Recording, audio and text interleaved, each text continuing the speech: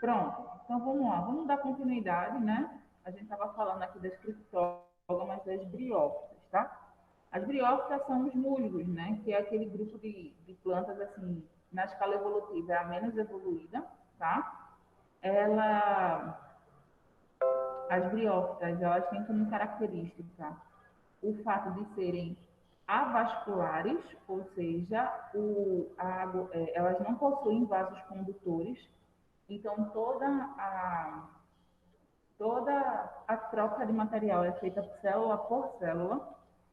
Outra coisa também que caracteriza as briófitas é o fato delas elas são formadas por rizoide, né, rizoide, caloide, que se parecem com caule e folha, né? Até fazem a mesma função, mas devido ao seu processo evolutivo, eles são bem mais simples, tá? Na reprodução das briófitas, a gente vai ter o seguinte: os gametófitos geralmente têm sexos separados. O gametófito masculino possui gametas móveis com flagelos, os anterozoides. Guarda esse nome, tá? Anterozoides. Já o gametófito feminino produz gametas imóveis, chamado oosfera. Grave esses nomes aí, tá bom? Após a fecundação surge o zigoto sobre a planta feminina. O zigoto cresce, desenvolve-se em um embrião, depois em um esporófito que possui uma cápsula presa à sua haste, cuja, em cujo interior se formam os esporos. Quando a cápsula rompe, libera os vírus que, em condições adequadas, germinam, originando uma espécie de broto. Cada broto, por sua vez, desenvolve-se e origina-se um novo musgo. Então, vamos lá, vamos devagar aqui. Do ponto de vista visual, os musgos que têm hastes, tá? Deixa eu só ver se eu pego um... Não, os musgos que têm essa hastezinha que está mostrando aqui, vai ter, tá? Os esporófitos, tá certo? Ele é que vai ser, ele é que é o indivíduo fêmea, né? Ele é a espécie materna, tá? E ela vai liberar os, o ovócito, né, a osfera, justamente naquele que é o anterozoide. Na verdade, não é isso não. Deixa eu explicar melhor. Deixa eu ver se eu consigo fazer uma explicação melhor. Vamos imaginar dois musgos aqui, ó. Dois musgos, certo? Um é o indivíduo masculino e um é o indivíduo feminino. O masculino, ele vai ter o anterozoide, tá certo? Que possui flagelo, tá? Então, aqui, ó, o masculino vai liberar o anterozoide que vai nadar pro feminino, certo? Esse feminino aqui, ele vai possuir a osfera. Então, quando o anterozoide chega aqui e encontra com a osfera, nesse indivíduo feminino nasce uma cápsula, tá? Nasce uma cápsula. Dentro dessa cápsula, a gente vai ter o gametófito, que quando ele fica maduro, ele cai. Então, imagina aqui dois musgos, o masculino e o feminino. O anterozoide nada para o feminino vai ver as células e formar uma haste. Essa haste vai cair. Quando essa haste cair, se cair no ambiente adequado, vai nascer outro musgo. Deu para entender agora? Entendendo ou Sim, não? Obrigada, Edgar. Então, esse é o processo de germinação dos musgos, tá certo? Por isso que eles precisam de água para sua reprodução. Porque somente com a presença de água é que a célula masculina vai encontrar a feminina para assim conseguir fazer a reprodução. Ok? Aí aqui tem uma pergunta que diz assim: escreva a seguir como denominamos o processo reprodutivo das briófitas. Justifique sua resposta. Então, como é que a gente consegue esse processo reprodutivo? Veja que ele é bem complexo. No desenho você vê aqui várias fases, né? Eu tentei resumir de forma clara para vocês, Mas vocês veem que tem várias fases. Quando um processo reprodutivo ele é formado por várias fases, como é o nome que se dá a ele? A gente viu isso ontem. Qual é o nome? Alternância de geração. Muito bem. Então, o nome do processo reprodutivo das briófitas é alternância de geração. E ele pede para justificar. Como a gente pode justificar, que argumento a gente usa para dizer que as briófitas passam por alternância de geração? Professora, Pois não, posso pode falar? falar. Pois Oi? neles se alterna uma fase da vida sexuada. Sim, sim. Então, a gente teria a seguinte resposta. O nome do processo é geração, pois nele altera uma fase sexuada e outra assexuada. Está aqui a resposta para vocês. Eu vou aumentar aqui a imagem, tá?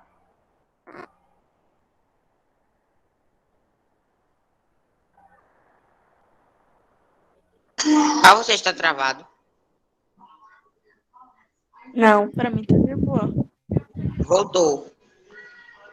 Então, o nome desse processo é alternância de geração, pois nele se altera uma fase da vida sexuada e outra assexuada, tá bom?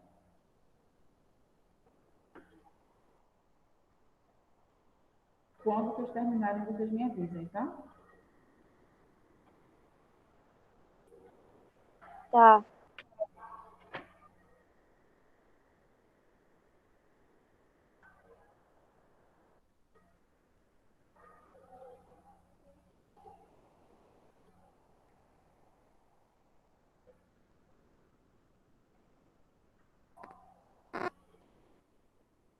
A senhora tem 2 aulas hoje, né, professora? Isso.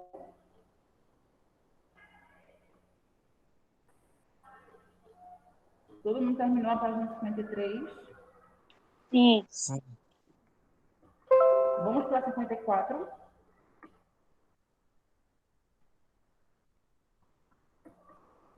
Na página 54, a gente vai falar das pteridófitas, que são as samambaias e aventas, tá?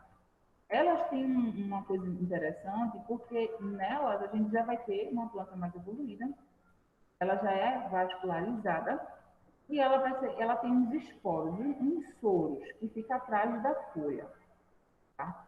O interessante é que a mesma planta, ela vai possuir tanto os anterozoides quanto a, como é o nome? A osfera.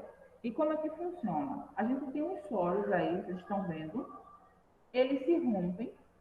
Quando eles se rompem, eles vão liberar os esporos. Dentro desses esporos, a gente vai ter tanto o prótalo, que é o indivíduo feminino, aliás, perdão, é o indivíduo masculino, como também a gente vai ter. Olha, não sei se vocês conseguem perceber, no mesmo prótalo, vocês estão conseguindo ver essa imagem? No mesmo prótalo, vocês estão vendo tanto uma parte, uma porção feminina, que seria a porção da osfera, e uma porção masculina. Então vamos lá, eu tenho os soros se abrem. Dentro dos soros tem os esporos. Dentro dos esporos tem o prótalo. O prótalo, ele vai ter tanto uma porção feminina quanto uma porção masculina. Os anterozoides nadam, né? Eles precisam de água para o processo de reprodução. Então, eles nadam. A porção masculina nada até a porção masculina. Quando eles nadam, que há a fecundação, a gente vai ter essa nova planta aqui surgindo. Tá vendo? Tem aqui nova planta. Se vocês acompanharem da parte dos soros, vocês vão perceber isso com muita clareza. Aí vocês têm os soros. Dentro dos soros, né? Você vai ter os esporos. Nos esporos, os prótalos. Nesses prótalos, você tem no mesmo prótalo a porção masculina e a feminina, onde a porção masculina, que são os anterozoides, que também são flagelados, eles nadam até a osfera. Quando eles nadam, que acontece a fecundação, tem um tempo de maturação para que ocorra a formação de uma nova planta. O prótalo, ele cai no ambiente adequado, ou até mesmo na própria planta, ele pode cair na própria terra da própria planta e formar uma nova planta. Até aí tudo bem? Sim. Pronto. Aí a primeira pergunta diz assim: com base nas informações contidas nos textos anteriores, você é capaz de concluir que o prótalo é uma fase de longa duração ou de curta duração? E aí? Curta duração ou longa duração? Longa. Seria de curta duração, tá certo? Curta duração. Complete a frase. Esse processo de reprodução em um ciclo com uma fase assexuada e outra assexuada, como a das briófitas, denomina o quê? Alternância de geração. Muito bem. Então, as briófitas, as pteridófitas também se reproduzem por alternância de geração.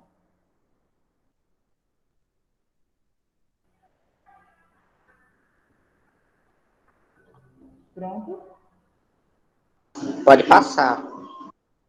Pronto, já foi, né? Vamos agora falar das fanerógamas, aquelas que possuem sementes, tá certo? Aí, logo no início aqui da página 55, tem assim. O grupo das fanerógamas é formado pelas plantas que possuem sementes. Divide-se entre quem tem flores e quem tem estróbilos, tá? Estróbilos. 11. Você já estudou no 7º ano as estruturas e a função das flores e dos estróbilos. Escreva abaixo qual é a sua função. Qual é a função das flores e dos estróbilos? Para a reprodução. Para a reprodução. Muito bem.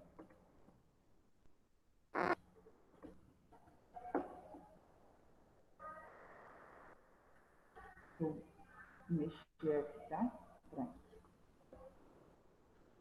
Então, a função dos estróbilos e das flores é guardar, né, a semente, né? Guardar a semente para que ela venha a gerar um novo indivíduo, tá certo? Aí, vejam só. Nas angiospermas, a gente vai encontrar os estróbilos, tá? Eles é que vão guardar as sementes. Algumas plantas, a maioria delas, a mesma planta possui tanto o estróbilo macho como o estróbilo fêmea, tá bom? Já nas angiospermas, a gente vai ter as flores e as sementes dentro dos frutos. E é o grande quê da questão aí. Por isso que as angiospermas conseguem ter uma variedade tão grande na terra, porque os frutos atraem, né? Atraem os insetos que acabam levando essas sementes para os mais diversos pontos. Até aí tudo bem? Tudo bem. Sim. Agora vamos para a página 56, tá certo? Vamos falar especificamente das gimnospermas. Vou botar aqui a imagem, tá? Pronto. O ciclo reprodutivo das gimnospermas. Deixa eu trazer para o meio aqui. Ó, levando em consideração essa informação, o que a gente vai ter? A árvore das gimnospermas, elas vão conter tanto o cone masculino quanto o cone feminino, certo? Dentro desse cone vai ter os esporos, certo? Dentro dos esporos, a gente vai encontrar os grãos de pólen, tá? Os grãos de pólen é levado pelo vento para encontrar a esfera lá do cone feminino. Então, eu tenho o cone masculino, o cone feminino. Dentro do cone masculino, eu tenho os esporos, que contêm os grãos de pólen. E dentro do cone feminino, eu também tenho esporos. Só que dessa vez eu não vou ter grão de pólen, eu vou ter o tubo polímero, o tubo polínico. Quando os grãos de pólen entram no tubo polínico, ele vai encontrar lá a hoosfera, que vai fecundar, vai gerar uma semente. Dentro da semente vai ter o embrião, que se encontrar um lugar favorável, consegue germinar. Vale lembrar que dentro da semente a gente vai ter aquela polpa nutritiva, lembra?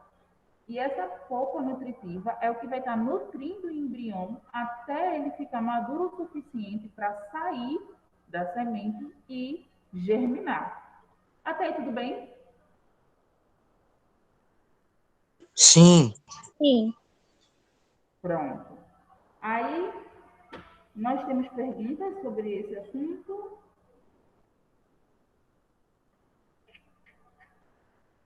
Não perguntas que a gente precise responder. E agora a gente vai para as angiospermas. As angiospermas, elas... Nós falamos sobre ela e vocês até gostaram muito de falar sobre ela, porque foi aquele dia que eu fiz o desenho da flor, tá? Que a gente já viu. Nas angiospermas, um bom exemplo é a flor de papoula. Porque a flor de papoula, ela possui... Isso não é uma regra, tá? Não é uma regra você ter tanto a porção masculina quanto a porção feminina na mesma flor. Algumas vão ter porção masculina e feminina e outras vão ter apenas uma porção. A papoula fica legal porque a gente consegue observar que ela tem a porção feminina, que é justamente o pistilo, que é esse cone, né? Esse cone que a gente vai ter o estigma, o estilete, o ovário e o óvulo, tá? E a gente vai ter ao redor do pistilo o estame, que é chamado de antera. Sim, o pistilo é chamado de gineceu também. O estame vai possuir a antera e o estilete, que é justamente onde vai estar o pólen, né? Então, numa situação de vento, de chuva ou de algum animal que toca ali no pólen e passa por cima, pode deixar o pólen cair dentro do tubo daquela garrafa, né, que é o pistilo, que é aquele tubo ali, que por onde vai passar o pólen, né? O pólen ele vai estar cheio da célula masculina, os anterozoides, e vai passar pelo tubo e chegar lá no óvulo da flor. Da flor é que nascem os frutos, tá certo? Então, dali vai germinar e vai desenvolver o embrião que vai estar dentro de uma semente que vai estar dentro de um fruto. Beleza? Deu para entender? Sim ou não? Sim. Dessa forma, a gente vai ter dois Abaixa a mão, Marvin. tipos. Oi, tem alguém de mão levantada? Porque quando eu estou olhando para o livro, eu não consigo... Ah, porque mais... Enfim, já sei. A gente vai ter dois tipos de polinização, tá? A polinização cruzada, que é quando o pólen, é quando os grãos de pólen são transferidos das anteras de flores de uma planta para o estigma de flores de outra planta. Então, eu vou pegar o pólen de uma flor e jogar lá na porção feminina de outra flor. E tem também a autopolinização, né? Que é quando a mesma planta consegue se polinizar. Beleza? Até aí, tudo bem? Sim. Sim. Sincronia. Dessa forma, a gente vai ter aqui, ó, processo de fecundação. Aqui é só um esquema do que a gente viu, mas aqui dá para a gente ter uma noção. Vamos partir da pétala, de onde está escrito pétala, tá? Então, vocês estão vendo o pistilo, que é essa garrafinha, né, que é formado pelo estigma, estilete e ovário, e o estame, que é essa anteninha, né? E aí você vai ver que o estame está repleto de pólen, tá? E esse pólen vai para o ovário, que é onde está o saco embrionário. Depois que há o processo de fecundação, a gente vai ter a formação da semente, tá certo? O pólen é liberado, levado até os pistilos. Ali você vai ter a formação do embrião que vai ser envolto por uma semente que vai ser envolto por um fruto. E aí, se a semente cai no chão, ela vai germinar e dar origem a uma nova planta. Beleza? Tranquilo? Beleza. Aqui ainda tem outro esquema das angiospermas, tá? Aqui, ó. Você tem aqui outro esquema. As etapas, né? Polinização, formação do tubo polínico, fecundação, formação do fruto e germinação da semente. Eu acho que isso ficou claro, né? Essas etapas aí. E aí, o que acontece? Vamos fazer juntos a página 61, que é essa rede de palavras, tá? Vou fazer junto com vocês e vou dar um tempo para vocês fazerem as outras páginas e a gente, se der tempo, a gente corrige ainda hoje, tá? Então, vamos lá. Olha aqui, ó, o reino das plantas. A reprodução pode ser assexuada e sexuada e, na maioria das vezes, ocorre por alternância de geração. Costuma ser dividido entre plantas sem sementes e plantas com sementes, sendo as sem sementes criptógamas e as com sementes fanerógamas. Entre as criptógamas, elas podem ser vasculares, que são as pterófitas. Elas podem ser avasculares, que são as briófitas, e vasculares, que são as pteridófitas. E entre as fanerógamas, a gente pode ter sem frutos, que são as gimnospermas, e com frutos, angiospermas. Está dando para ver direitinho aí?